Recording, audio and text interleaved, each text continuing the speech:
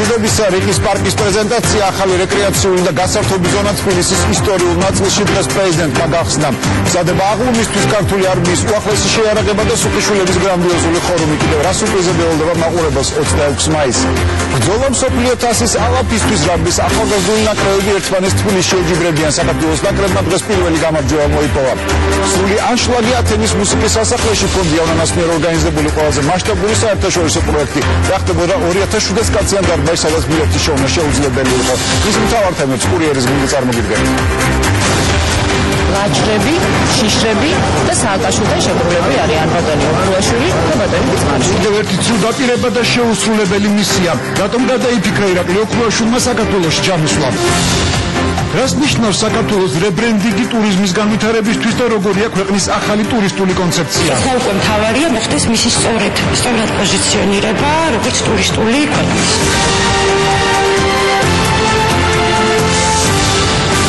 ეთერშია კურიერი 9 საათზე. ზალუ დუმაშულთან და დიანა ჯოჯუასთან ერთად. საღამოშვიდობის რიყის ახალი პარკი დღეიდან ოფიციალურად გაიხსნა. საქართველოს პრეზიდენტმა თბილისის ისტორიულ უბანში გაშენებული რეკრეაციული და გასართობი ზონა პირადად დაათვალიერა. 10 ჰექტარზე განთავსებულ პარკში ამფითეატრი, საბავშვო ატრაქციონები და მუსიკისა და დრამის თეატრი განთავსდება. ესპანელი არქიტექტორის მიერ დაპროექტებულ ტერიტორიაზე, რომელიც საქართველოს რუკას გამოსახავს, უნიკალური მცენარეები სპეციალურად იტალიიდან ჩამოიტანეს. უკვე მუშაობს ულამაზესი სამგანზომილებიანი შადრევანი და ეს ყველაფერი დედაქალაქის ცენტრში. თეონე ცხომელიძე რიკის პარკის პრეზენტაციის შესახებ. რამდენიმე წუთის წინ დასრულდა რიყის პარკში პრეზიდენტისა და საკრებულოს უმრავლესობის წევრების შეხვედრა, სადაც მიხეილ სააკაშვილმა ქალაქში უკვე განხორციელებულ მშენებლობებზე და სამომავლო გეგმებზე ისაუბრა. ეს ჩვენს რამდენჯერმე მეტი ავტობუსი ვიდრე იყო კომუნისტების დროს. დღეს ჩვენ გიგის მეცადინეობით და ჩვენი უცხოელი მეგობრების დახმარებით ვაკეთებთ თანამედროვე ტრამვაის, როგორც არაა კარგ ბუდაპეშტს, არც ძალიან ბევრ ქალაქს ევროპაში და კეთდება ეს თბილისში. ჩვენ შემოგვაქვს პირველად ეკოლოგიურად სუფთა სხვა ტრანსპორტი, მათ შორის არ არის სასაცილო ველოსიპედებიც.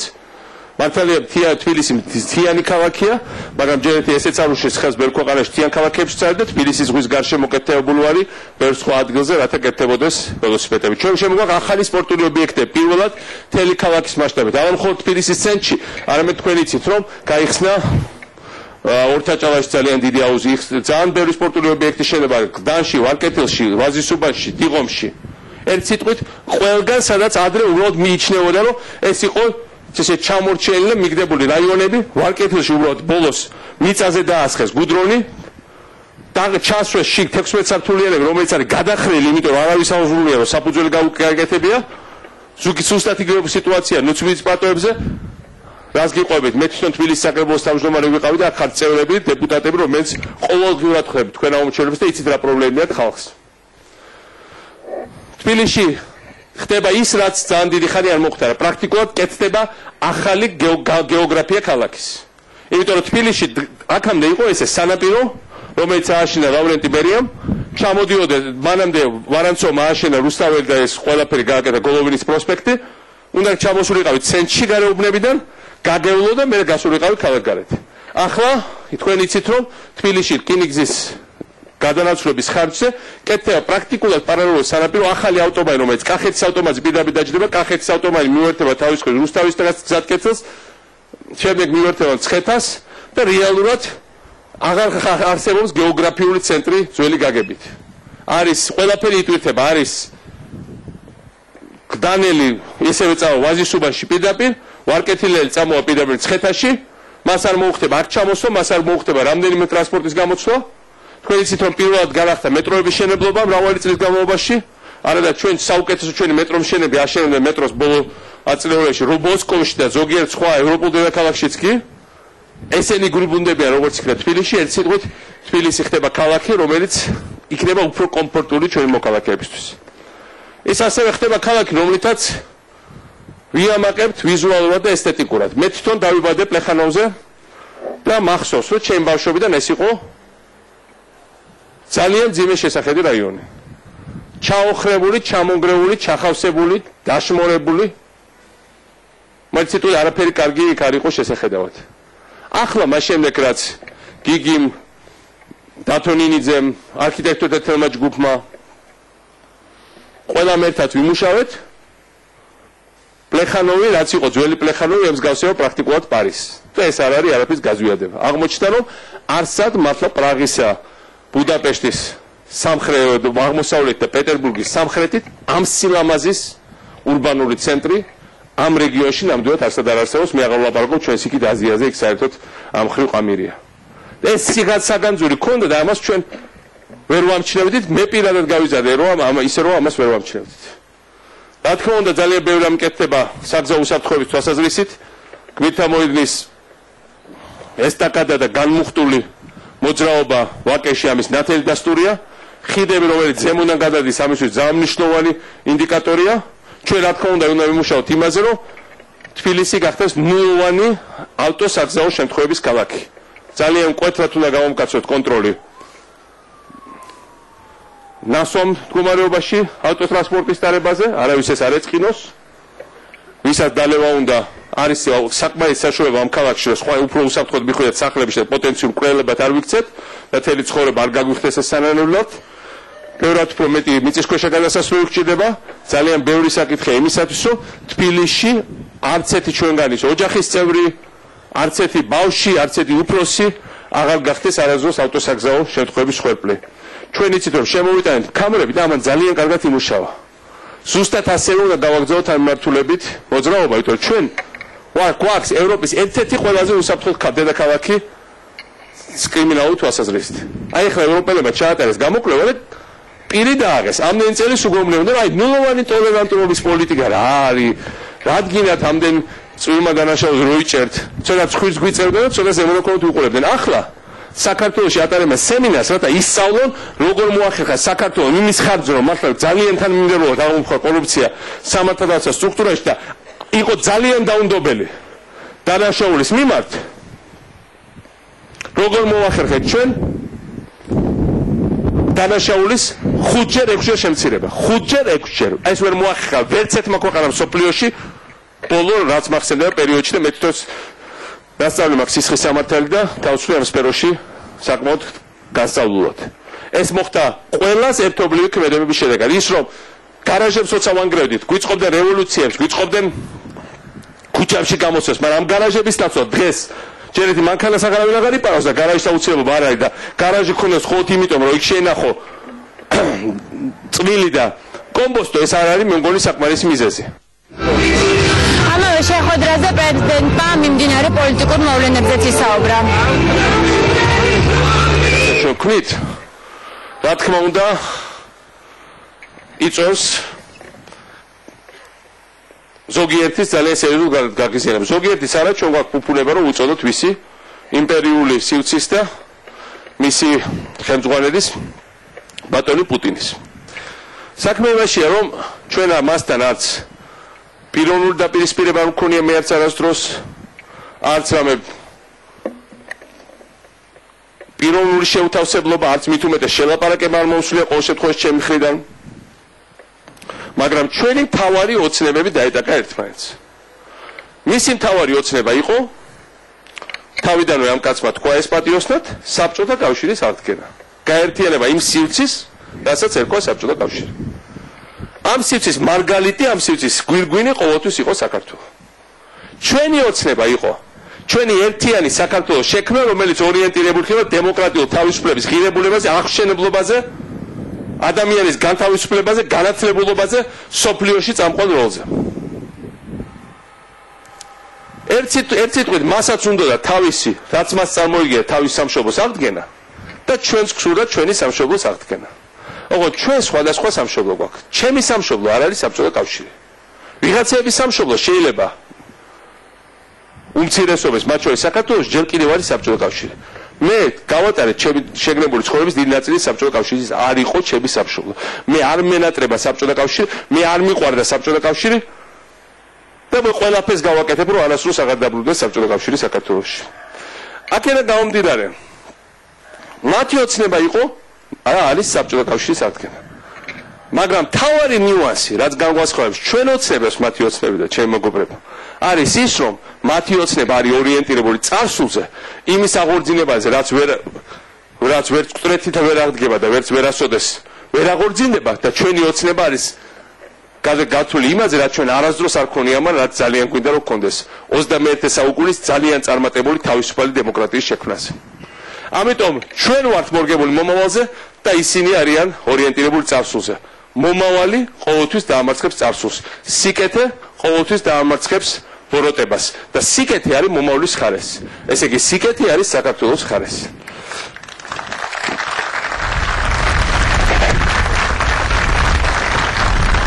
ამიტომ მე გვინდა გვესმოდეს, რომ რა თქმა უნდა ისინი ყველაფერს გააკეთებენ იმისათვის, რომ აი ეს ყველაფერი არ შედგეს. იმიტომ რომ ეს არის აი საბჭოთა კავშირის კუბოში ჩასობილი ლურსმები.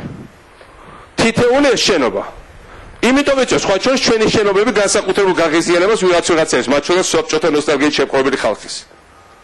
თუ ამ ყოველი ამ შენობით, ყოველი ამ ცათამჯენით, ყოველი ამ თეატრით, ყოველი ამ გიგის აკვიატებული საგზაო გადასასვლელით თუ რაღაც ახალი ველოსიპედის გზებით, თითო ლურსმას ვაჭერებთ ისედაც საკმაოდ ყარად დალუქულ საბჭოთა კავშირის კუბოში. და ამას უნდა რომ ამისი ლურსმები აგვიჯოს კუბო ახსნას და იქ მუმია გააცოცხლოს. ამიტომ არის რომ არ უნდა გვიკვირდეს რომ ეს დაპირისპირება რა თქმა უნდა არის.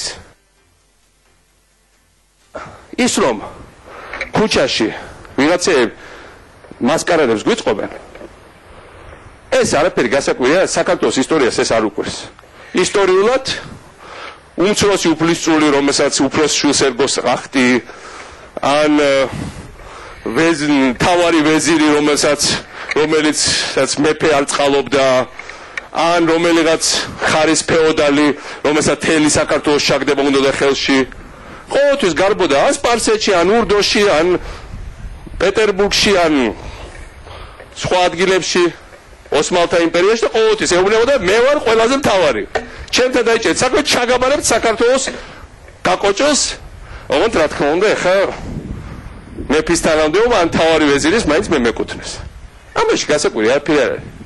ეს არის აბსოლუტური დეჟავუ ქართველებს. ოღონდ განსხვავება ის არის, რომ თუ მათ შეიძლება ეს გამოსვლოდათ, იმიტომ რომ საქართველო მართლაც იყო დაყოფილი ფეოდალურ სახანოებად,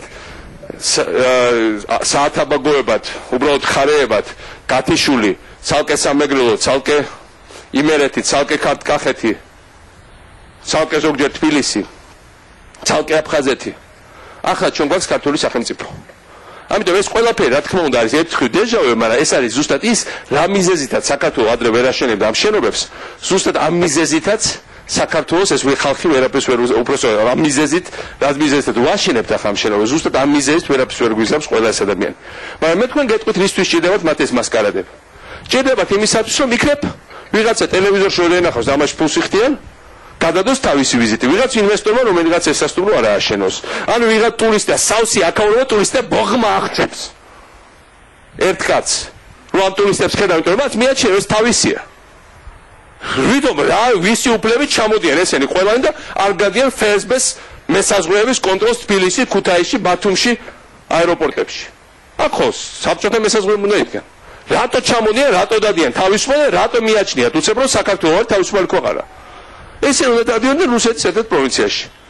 ამიტომ იქნებ ვიღაცა ასეთმა ტურისტმაც გადავიდო წელს გვეყოლება 3 მილიონი ტურისტი, შაშანაური ყავდა, წელს 3 გვეყოლება და მომავალ წელს გვეყოლება 4.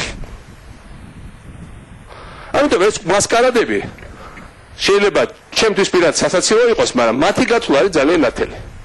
მათი გათვლა არის ძალიან კონკრეტული.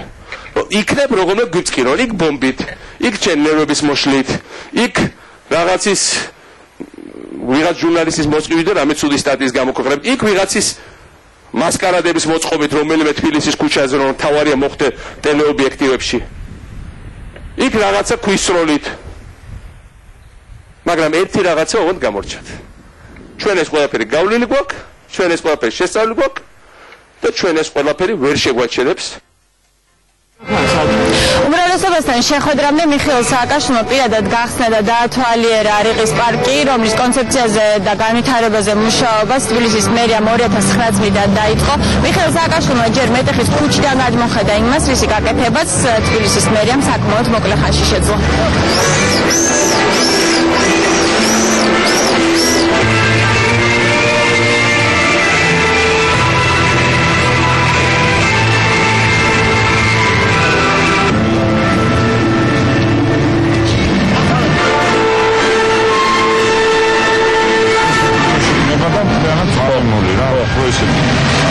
ეს ქვედასართულია.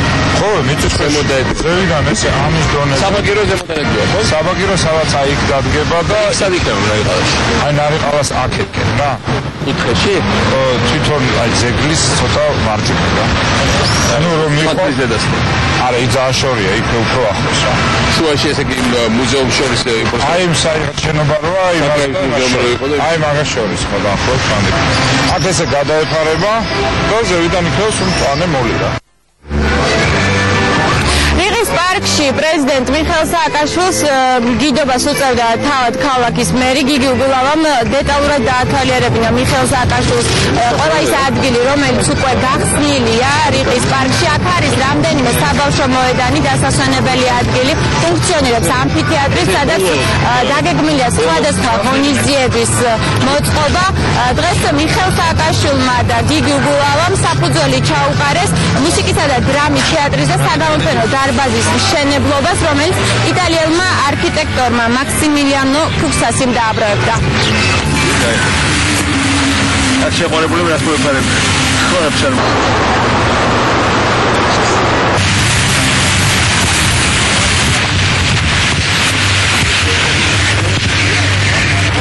ოფიცერული რა გერა? აი გერა. არა, ჯერ პაინკი წიწებ.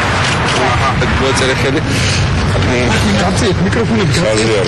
საქართველოს რავალ საუკუნოვანი ტრადიციებით გაჯერებული თვითმყოფა დედაქალაქის თბილისის ისტორიულ ნაწილზე რიყეზე აშენდება უახლოესი ტექნოლოგიური მიღწევებით აღჭურვილი თანამედროვე არქიტექტურული ნაგებობის თეატრი საგამოფენო დარბაზი, რომელიც მომავალში იქნება ხიდი ქართულ და ევროპულ კულტურებს შორის. პრინციპში ქართული და ევროპული ერთდროიგია, მაგრამ იმდენი ლანდშაფტის კორიენტერი მოვისმინე ამის. ისე როგორც ამ ხიდის, რომელიც ხან რა უწოდეს, ხან რა. და ამდენი წელი, ამდენი აწეული არაფერი არ აშენებულა და არავის არ აწუხებდა და თუ აშენებდა აფუჭებდა, ნახეთ, რამდენი სიმახინჯე შენობა მიშენდა, მოშენდა და თავარია ის ხალხი ილანძღება ამ თეატრზე საგამოფენო დარბაზზე, რომელსაც ისეთ სიმახინჯეებია გაკეთებული. იმდენი ქტამი აქვს აღებული არასწორად გაცემულ ნებართვებში. ჩვენ ხომ აითვის, მე ხო კოსმოსთანაც ჩამოვარდნილა, ქალაქში რა ღირდა პროექტის აღება, ვინამდეს აკეთებდა, ვინამდეს ტეხავდა, წილი ვისი რა იყო. და ეხა ამ ისე ლანძღავენ თავის ჭკუით ამ ხიდს. მე გამოვიყვანო ხო უცხოელები რო ჩამოვთ, მოყოლე ესე თითითაც ჯერ ხიდს დაანახე მოიყვანე, მე ესე ჩუმათა ჩვენ პრეზიდენტის სასახლისკენ, მაინც ამაყობენ გულში ის ხალხიც კი ვიცი ლანძღავენ. მუსიკისა და დრამის თეატრის და საგამოფენო დარბაზის მშენებლობა, როგორც მთლიანად რიყის განვითარება დასრულდება საბოლოო ჯამში სულ 2012 წლისთვის. კიდევ ერთი ყველაზე მთავარი ღირსშესანიშნაობა ამ პარკში ალბათ არის ეს 3D ფორმატის შადრევანი, რომელიც ნახა პრეზიდენტმა და განსაკუთრებით ლამაზი ის არის ღამით, როდესაც არის განათებული და სხვადასხვა ილუსტრაციებია მასში. დღეიდან პარკი ოფიციალურად არის გახსნილი უკვე და თბილისის მცხოვრებლებს შეუძლიათ უკვე აქ მოსვლა.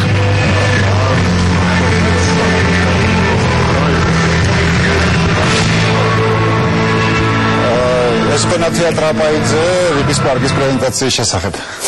იქიდან რამდენიმე კილომეტრის შეკი სამუშაოები 26 მაისის აღლუმისთვის მიმდინარეობს და მოუკიდებლობის დღის აღნიშვნას რუსთაველის გამზირზე 100-ზე მეტი სტუმარი დაესწრება. თავად აღლუმის დეტალები ჯერ საიდუმლოდ რჩება, თუმცა ცნობილია, რომ მსვლელობაში პირველად საჯაროდ პირველი ქართული ჯავშან მანქანაც მიიღებს მონაწილეობას. კიდევ ერთ სიურპრიზ პარლამენტის წინ შეკრებილ მოსახლეობას სუხიშვილები უმზადებენ. როგორ მიმდინარეობს მოსამზადებელი სამუშაოები რუსთაველზე და რით იქნება გამორჩეული წლევანდელი აღლუმი, ამის შესახებ დავით კაკულია. უკვე ფაქტიურად შეიძლება ითქვას, რომ რუსთაველის გამზირზე პარლამენტის შენობის წინ და თითქმის დამთავრებულია ის სცენა, სადაც ქვეყნის უმაღლესი მთავარსარდალი მიხეილ სააკაშვილი პირადად ჩაიბარებს აღლუმს. პრეზიდენტის თავდაცვის მინისტრისა და გაერთიანებული შტაბის ხელმძღვანელის გარდა ამ სცენაზე იქნება უამრავი მოწვეული სტუმარი, მათ შორის სტუმრების საზღვარგარეთიდან, ასევე მოსაწვევები დაეგზავნა ყველა დიპლომატიურ მისიას, რომლებიც არიან აკრედიტირებული საქართველოში. რაც შეეხება სიურპრიზებს, დიანა, როგორც ჩვენ უკვე აღნიშნე, პირველად გამოვა რუსთაველის გამზირზე ქართული წარმოების საბრძოლო მანქანა, მისი ნახვის საშუალება ქართულ მაყურებელს უკვე ჰქონდა რუსთავი 2 საშუალებით. კიდევ ერთი სიახლე არის სუხიშვილების ანსამბლის მიერ ფორუმის ცეკვა, დაახლოებით 100 მოცეკვავე შეასრულებს ამ ცეკვას. ისინი ჯაჭვს გაჭიმავენ რუსთაველის გამზირზე, მათ აქვს რამდენად ჩვენთვის ცნობილია რამდენიმე სამხედრო ელემენტის დამატებული ამ ცეკვაში. სულ აღლუმი დაახლოებით 1 საათზე მეტხანს გაგრძელდება და მასში საქართველოს არმიის ყველა დანაყოფი მიიღებს მონაწილეობას. პარლამენტის სცენის მონტაჟი უკვე დასასრულს უახლოვდება. 26 მაისის სამხედრო აღლუმს ქვეყნის უმაღლესი მთავარსარდალი სწორედ ამ ტრიბუნიდან ჩაიბარებს. მიხეილ სააკაშვილის თავდაცვის მინისტრისა და გაერთიანებული შტაბის ხელმძღვანელის გარდა სცენაზე მთავრობის წევრები და უცხოელი სტუმრებიც იქნებიან. მოსაწვევები საქართველოში აკრედიტირებულ ყველა დიპლომატიურ მისიას დაეგზავნა. დამოუკიდებლობის დღისადმი მიძღვნილი აღლუმის ზუსტი დეტალები ამ დრომდე უცნობია. ცნობილია მხოლოდ ის, რომ რუსთაველის გამზირზე მარშით საქართველოს შეიარაღებული ძალების ყველა სახეობა ჩაივლის, მათ შორის ავღანეთის ოპერაციაში მონაწილე სამხედროები. აღლუმში მონაწილეობას მიიღებენ საჰაერო ძალებიც. ცვლილება არ არის მას შემდეგ, რაც პირველი რეპეტიცია ჩატარდა. თქვენ იცით, რომ ერთ-ერთი მთავარი სიახლე იქნება ჯავშანტრანსპორტიორი დიდგორი, რომელიც სამხედრო ტექნიკასთან ერთად ჩაივლის. ის იქნება სამხედრო ტექნიკიდან პირველი, იქნებიან კადეტთა სამხედრო ლიცეუმის წარმომადგენლები. წელს პირველად აღლუმზე პირველი ქართული წარმოების ჯავშან მანქანა დიდგორიც ჩაივლის. ის ქართულმა სპეციალისტებმა თბილისის სეტანკო ქარხანაში დამოუკიდებლად შექმნეს. პირველი ქართული საბრძოლო მანქანა ძლიერი ჯავშნით იარაღისა და ტექნიკის უახლესი მოდელებითაა აღჭურვილი. დიდგორის ორი ვერსია შეიქმნა და მისი გამოყენება შეიარაღებულ ძალებს სადაზვერო კონვოირებისა და ქალაქის ბრძოლებისთვის შეეძლებათ. პირველი ქართული საბრძოლო მანქანის ნახვის საშუალება პირველად მაყურებელს რუსთავიორის ეთერის საშუალებით ჰქონდა. ამ მანქანამ ფაქტურად დააკმაყოფილა ყველა ის მოთხოვნა, რაც ჩვენ ჰქონდა ჯარისკაცებს. როგორიც არის მობილურობა, იქ ძალიან სწრაფი არის, მის მაქსიმალურში არის 120 კმ/სთ აღემატება. კიდევ ერთი ჩვენი მოთხოვნა აბსოლუტურად ყველა ჯარისკაცის არის უსაფრთხოება. ყველაზე დიდ პლუს დავარქმევდი ის, რომ ის ქართულია, არის საქართველოში აკეთებული და ეს უფრო მეტად საამაყო, როგორც მის სახელი. სუხიშვილების ხორუმი 26 მაისის კიდევ ერთი სიურპრიზია. სპეციალურად აღლუმისთვის ნაციონალური ბალეტის მოცეკვავები ჩეხას ქართული სამხედრო ფორმით ჩაანაცვლებენ. სამხედრო ფორმებში ჩასმული ჩვენი 100 მოცეკვავე ინორუსთაველთა წამოვა და ბოლო ხაზი შეწყდება ქაშვეთის ეკლესიასთან. ეს იქნება გარკვეული სიმბოლო გზა, რომელიც ტაძართან თავდება. აღლუმის მიმდინარეობისას გაძლიერებული იქნება უსაფრთხოების ზომები. რუსთაველის გამზირთან მისასვლელი ზოგიერთი ქუჩა კი დაიკეტება. აღსანიშნავია ის ფაქტიც, რომ ასეთი რაოდენობის ნატო სტანდარტების უცხოური ტექნიკა დამოუკიდებლობის ისტორიის განმავლობაში საქართველოს არასოდეს არ გამოუყვანია რუსთაველის გამზირზე. აგრეთვე აღსანიშნავია ის ფაქტიც, რომ დამოუკიდებლობის დღეს და სამხედრო აღლუმს აქვს უამრავი გამოხმაურება. ჩამოსულია ძალიან ბევრი უცხოელი ჟურნალისტი, რომლებმაც გაიარეს უკვე აკრედიტაცია და ისინი 26 მაისს მთელი აღლუმის განმავლობაში იქნებიან რუსთაველის გამზირზე. ეს იყო დავით კაკულია. რუსთაველთან ერთად სცენას აღმაშენებლის გამზირზე სამონტაჟებმა სადაც 26 მაისს დამოუკიდებლობის დღესაა მიძღვნილი კონცერტი გაიმართება. კლასიკური მუსიკის საღამო საქართველოს სიმფონიურ ორკესტრთან და ახალგაზრდა საოპერო მომღერლებთან ერთად. რა ელოდებათ მუსიკის მოყვარულებს დამოუკიდებლობის დღეს, ამის შესახებ კურიერის მეორე ნაწილში. ხტალი და ლაჩარი ეს სიტყვები დღეს ოპოზიციის იმ მრისხანე ლიდერის მისამართით ისმოდა, რომელიც 25 მაისს საქართველოში მრისხანების დღეს გეგმავდა. მორიგი ცრუ დაპირება უცხოეთიდან და კიდევ ერთი აშემდგარი რევოლუცია. მიუხედავად იმისა, რომ საქართველოს ხელისუფლების დამხობის სცენარი სახალხო კრებისა და ქართული პარტიის ლიდერმა სავარაუდოდ მოსკოვში შეათანხმეს, ამ ორი სუბიექტის ერთობა თბილისში მხოლოდ ერთი დღე გაგრძელდა. მაისის რევოლუციისა და რუსული სქემის ჩაშლაში კი დღეს დილიდან უკვე ერთმანეთს ადანაშაულებდნენ. ლაჩრები, შიშრები და სააკაშვილთან შეგროვებული არიან ბატონი ობრუაშვილი და ბატონი ბიძმანიშვილი. ეს ყველაფერი ორ რამეს ნიშნავს. რეისი პარიზი, მოსკოვი, ცხინვალი, თბილისი ისევ გადაიდო და აღლუმზე ისევ სააკაშვილი იბარებს.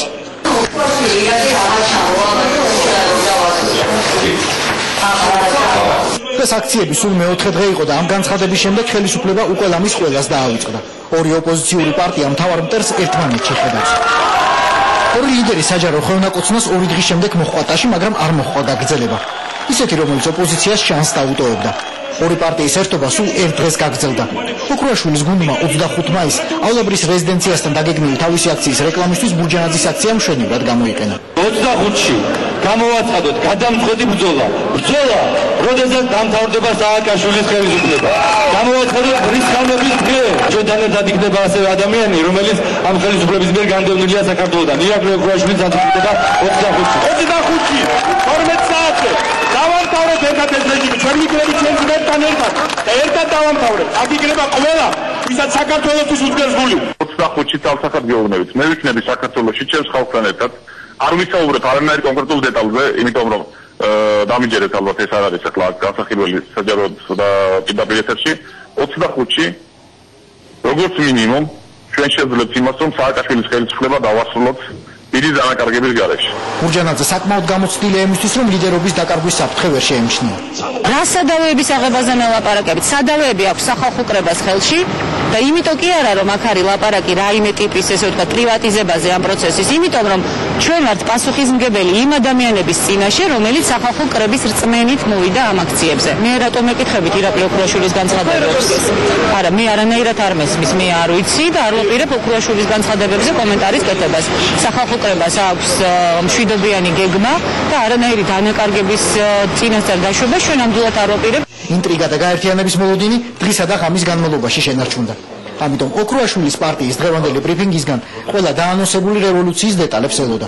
სინამდვილეში კი ბრიფინგის ერთადერთი ამოცანა წითელი ცირკულარი ძებნილი ლიდერისთვის პირის მოწმენდა იყო, რომელიც სავარაუდოდ არც ისე აპირებდა ჩამოსვლას. მურჯანაძის ფაქტორიც აქაც სათავისოდ გამოიყენეს. მქონდა არაერთი მცდელობა მომხდარიყო პოზიციების შეჯერება ქალბატონ ნინო ბურჯანაძესთან, ეს მცდელობები სამწუხაროდ უშედეგოდ დამთავრდა. ყოველივე ამის გამო მიგვაჩნია, რომ ერთმანეთის პარალელურად ორი აქციის გამართვით საზოგადოებაში დაბნეულობაში შევიტან და ამიტომ მივიღეთ ჩვენთვის ძალიან მძიმე გადაწყვეტილება. ჩვენ გავაუქმოთ 25 მაისს ალავრის მოედანზე დაგეგმილი აქცია და შესაბამისად სახალხო კრებას და ნინო ბურჯანაძეს ხელს არ შევუხდით მათი გეგმების განხორციელებაში. ჩვენ პარტიის წევრებს და მთელ ქართულ საზოგადოებას ბოდის ვუხდით ამ გადაწყვეტილების გამო, მაგრამ ჩვენ არ გვქონდა მორალური უფლება საზოგადოებაში დაბნეულობა შევიტანოთ, რასაც აუცილებლად გამოიწვევს ორაზრული აქციის გამართვა. და ბოლოს განსაკუთრებით მძიმე იყო ჩვენთვის აქტივის პარტიის ადამიანებისთვის აქ შეგულისხმობს საქართველოს ირაკლი ოქრუაშვილის დარწმუნება, რომ უარი ეთქვა საქართველოში შემოსვლაზე, მაგრამ ეს იყო ჩვენი კატეგორიული მოთხოვნა და ის იძულებული გახდა დამორჩილებოდა პარტიის პოზიცია. ყოფილ ჟურნალისტ სუბარს მე ქართულეობას ნამდვილად ვერ დაუწუნებ. რა კი ამბობს სიტყვას შემოსვლა და არა ჩამოსვლა, უფრო ლოგიკური ხდება იმათი ვარაუდი, ვინც ოქრუაშვილს ოკუპირებული ტერიტორიების სიღრმიდან ელოდა. მით უფრო რომ დღევანდელ მიმართვაში თავად ოქრუაშვილი 2009 წლის მაისი ხსენებს, როდესაც იგი საქართველოს საზღვრამდე იყო მოსული. სხვა სიტყვებით, რომელიღაც მოსაზღვრე ქვეყანაში იმყოფებოდა. ახლა თქვენ გამოიცანით რომელში. ძალიან მიმძიმს ახლა საუბარი დანარო დამარტყად სისხლი არ გამომივა. უკვე მეორედ ხდება ერთი და იგივე, როდესაც ხელი შემიშალეს საქართველოში დაბრუნებაში. ეს ერთხელ 2009 წლის მაისში მოხდა, როდესაც საქართველოს საზღვართან იმყოფებოდი და ეგრეთ წოდებულმა გაერთიანებულმა ოპოზიციამ უარყოფითად შეაფასა ჩემი საქართველოში დაბრუნება. იმას რაც დღეს ხდება, ერთი სიტყვით ღალატი ქვია, ხალხის ღალატი. მათ ინდისზე იყოს იმ ადამიანების ბედი, რომლებსაც მათი საქციელის გამო ხელისუფლება გააუბედურებს. მათთვის პოლიტიკა არის ბიზნესი და მეტი არაფერი. 2009 წელს ოქრუაშვილი შემჩერებელი გაერთიანებული ოპოზიციის ერთი ლიდერი სოზარ სუბარიც იყო. მაშინ სულ სხვა პოლიტიკური გაერთიანების თანათავმჯდომარე, რომელიც ერთ წელიწადში ადგილობრივი არჩევნების შემდეგ მიატოვა, რა კი შემტევი ხასიათი დაუწუნა. ალიანსი არ დგამდა იმ ნაბიჯებს, რაც გამარჯვებისთვის იქნებოდა საჭირო, არა და საჭირო იყო ძალიან სერიოზული აქტიურობა. სუბარს ეგონა, რომ ოქრუაშვილის პარტიაში შეურიგებელთა წრეში აღმოჩნდა. სანამ მორიგი უკან დახევისთვის საბაბის ზედნა დასჭირდებოდა და სანამ მისი პარტიის ორი მთავარი სახე და სახელი პოლიტიკიდან წასვლაზე ალაპარაკდებოდა. მე ვთქვი, რომ მე პოლიტიკიდან წავალ, თუ ჩვენ წელს ვერ მივაღწევთ შედეგს. მე არ მექნება უფლება ვილაპარაკო ოდესმე როგორც პოლიტიკოსმა. მე ამ საქმეს ბოლომდე მაინც მივიყვანდა, თუ ამას ვერ გავაკეთებ, სამუდამოდ წავალ პოლიტიკიდან. ბოდის ვუხდი ყველას, ვინც ჩათვალა რომ გული ვატკინე. არაფერი არ დამთავრებულა, ყველაფერი წინაა. სანამ ოქრუაშვილი, სუბარი და კიცმარიშვილი ოპოზიციის დამარცხებას მურჯანაძეს აბრალებდნენ, მასთან აქციაზე 2 საათის წინ ისო გაჩეჩილაძეები გამოჩნდნენ. ჯერჯერობით გაუგებარია ვისი სახელით. ამ დაპირისპირებით გაწმილებული დარჩა მაისის რევოლუციების მთავარი დამკვეთი. ორ ფრონტზე შეტევას ეყო ფული, მაგრამ არ ეყო მხარდამჭერი. წინა არშემდგარი რევოლუციის მთავარი გმირის ენით რომ ვთქვათ.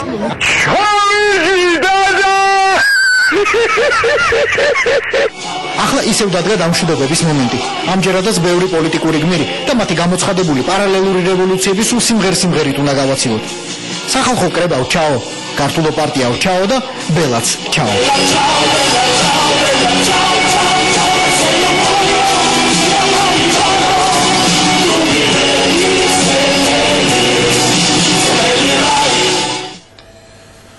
კვირას პარლამენტი თავისუფლების ქარტიას უყრის კენს კანონპროექტი გულისხმობს იმ ადამიანების თანამდებობრივ შეზღუდვას, რომლებიც რუსულ კგბ-სთან თანამშრომლობდნენ. ქარტიის მეორე ნაწილი ორგანიზებულ დანაშაულებთან ბრძოლის პაკეტს ითვალისწინებს. დეკომუნიზაციის პროცესის დაწყება უმრავლესობისთვის უსაფრთხოების დამატებითი გარანტიებია, თუმცა გია თორთლაძის მიერ ინიციირებულ დოკუმენტს ოპოზიციის ნაწილი მხარს არ უჭერს. ქვეყნის უსაფრთხოების გასამყარებელი დოკუმენტი. გამოდიან. თავისუფლების ქარტიას პარლამენტში კენჭს მომავალ კვირაში უყრიან. გია თორთლაძის მიერ ინიციირებული დოკუმენტი კომუნისტური პარტიის ყოფილი წევრების და სპეცსამსახურების აგენტების თანამდებობრივ შეზღუდვას ითვალისწინებს.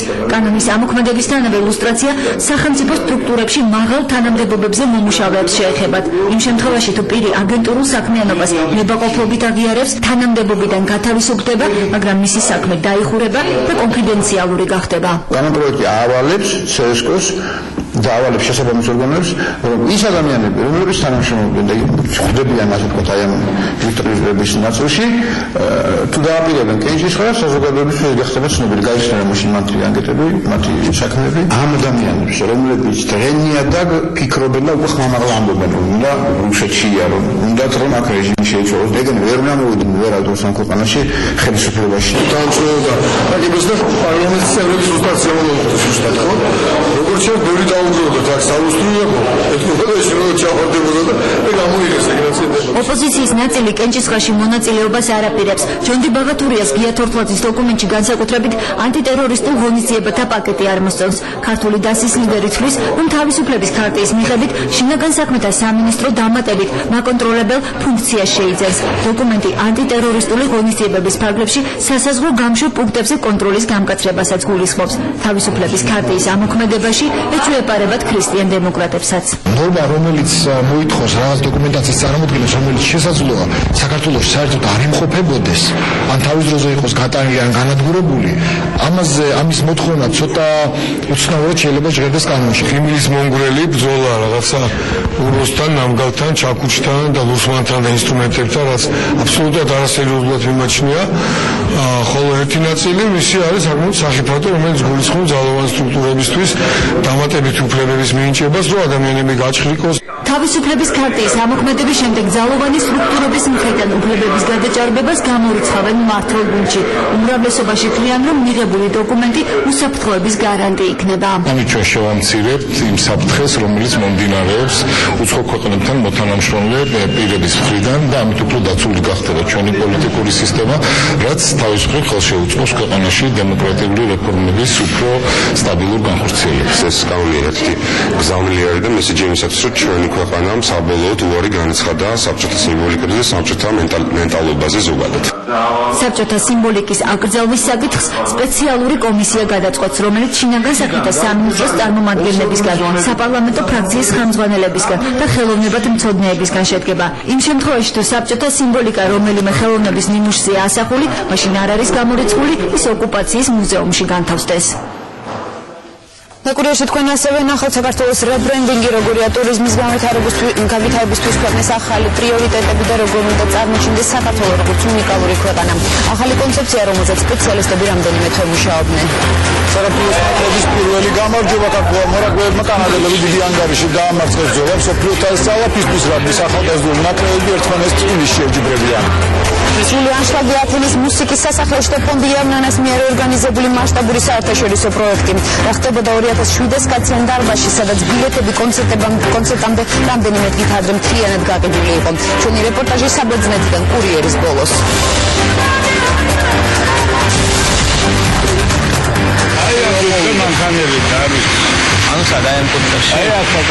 ცისხლიანი გარჩევები ვერასა და გლდანში ორივე ინციდენტისას დაჭრილები არასრულწლოვანები არიან.